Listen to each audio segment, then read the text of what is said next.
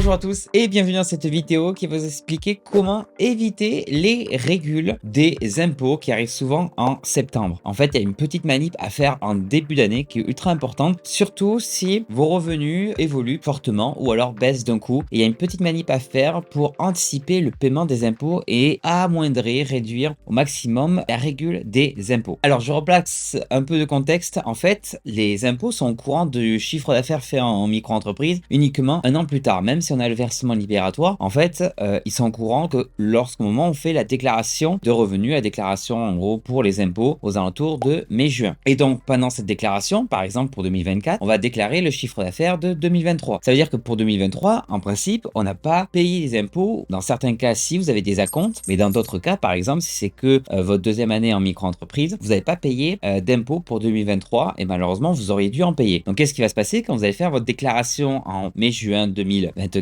En septembre, ils vont vous dire pop, pop, pop, hey, vous allez payer l'impôt de 2023. Donc, on va faire la régule. Et en plus de ça, on va vous faire payer une petite partie des impôts de 2024. Donc, pour éviter cette grosse régule, surtout pour 2024 et pour anticiper les prochains impôts, ce qu'on va faire, c'est que on va dire aux impôts, voici en 2024 ce que je pense faire en termes de chiffre d'affaires. Comme ça, les impôts vont directement nous prélever une partie, enfin faire des acomptes pour toute l'année 2024. Et comme ça, en 2025, en mai-juin 2025, quand je vais déclarer mes impôts 2024, les impôts, si c'est la même chose que l'estimation que j'ai donnée, très bien, je n'aurai pas de régule. Si j'ai fait plus de chiffre d'affaires que ce que j'ai indiqué aux impôts, et bien ce qui va se passer, c'est que il va y avoir une toute petite régule par rapport au pourcentage supérieur. Et si j'ai fait moins que le chiffre d'affaires que j'ai indiqué aux impôts, il va y avoir à ce moment-là un remboursement. Alors, tout va se passer sur l'espace particulier impôts.gouv.fr. Il va falloir cliquer sur gérer mon prélèvement à la source. Ici, actualiser suite à une hausse ou une baisse de vos revenus. Et là, du coup, on demande des informations concernant ma situation de 2024. Donc là, je t'invite à indiquer les informations concernant ta situation de 2024. Il n'y a pas à trop savoir. Et ici, c'est important. Tu vas avoir ici les informations concernant ta situation de 2023, de la dernière déclaration que tu as faite. Peut-être que ta situation a changé. Peut-être que tu es passé du sans versement libératoire avec le versement libératoire, etc. Et ce qui va être important, ça va être d'indiquer dans les bonnes cases le chiffre d'affaires que tu penses réaliser en 2024. Je prends un exemple. Imaginons que tu es sans le versement libératoire et tu exerces une activité libérale. Hop, hop, hop.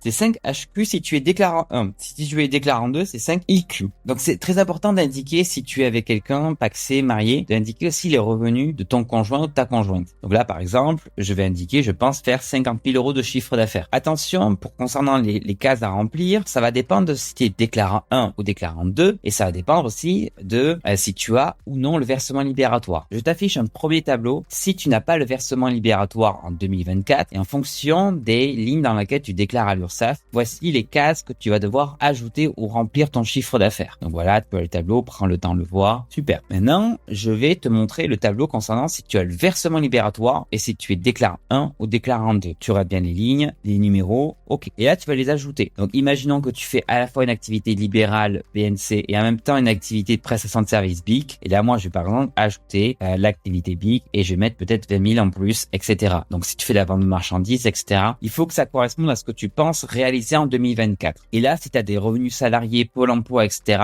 indique le maximum d'informations. AJ, je pense, Pôle emploi. Ouais, ça doit être ça. Il faut que tu vérifies que sur ta dernière déclaration de revenus, normalement, tu vas retrouver les montants. Donc, là, je fais valider ma saisie et en faisant ça, qu'est-ce qu'ils vont me dire? Attention, à partir du mois prochain, tu auras des acomptes de 528 sur la partie BNC, activité libérale BNC, et 160 sur la partie BIC. Donc, ça fait à peu près 680 euros d'acompte. C'est beaucoup, mais si j'avais rien dit, je multiplie 180 par 11, pratiquement 10, parce que là, on est en février, et bien, c'est la règle que j'aurais eu à payer en année 2025 si j'avais pas fait cette manip-là. Donc, je t'invite à la faire. Encore une fois, là, tu feras confirmer l'actualisation de mon prélèvement. Je vais pas le faire parce que moi, je ne suis plus en micro-entreprise, mais c'est très important de le faire. Comme ça, tu anticipes le paiement de tes impôts 2024. Donc, tu auras quand même en septembre 2024 la régule de 2023 si tu as eu un gros changement de chiffre d'affaires. Mais au moins 2025, tu auras anticipé le paiement parce que tu auras payé en 2024 tout ton impôt 2024. Et en 2025, quand tu vas faire ta déclaration sur ton chiffre d'affaires, tes revenus 2024, au moins la partie micro sera payée payer et anticiper. Et voilà, c'est tout ce qu'il y a à faire, au moins pour cette année. Il faudra que tu vérifies pour les autres années, par exemple, si ton chiffre d'affaires évolue,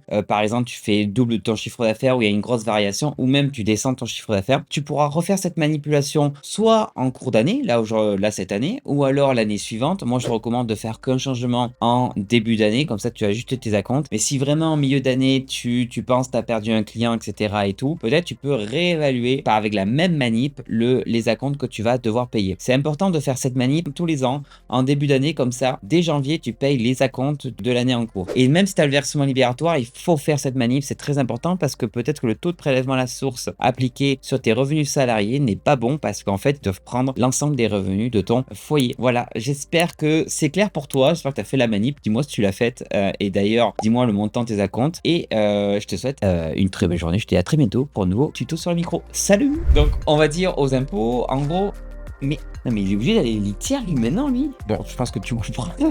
Ou alors tu l'en laisses en bêtiser, j'en sais rien sur longtemps.